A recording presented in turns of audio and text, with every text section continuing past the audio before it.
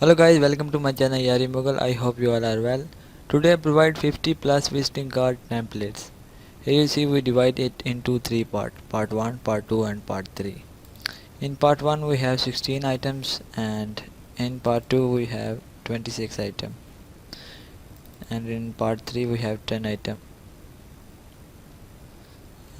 For example, I open it. Now you see many layers. You can edit any of this layer. Here you replace your logo, QR code, shape. In this layer you can change the color of this shape. For example, I change its color.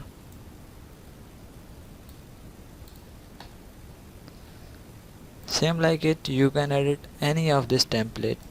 Once more, for example, I open it and here you can replace your name, contact, change color of shapes and your company.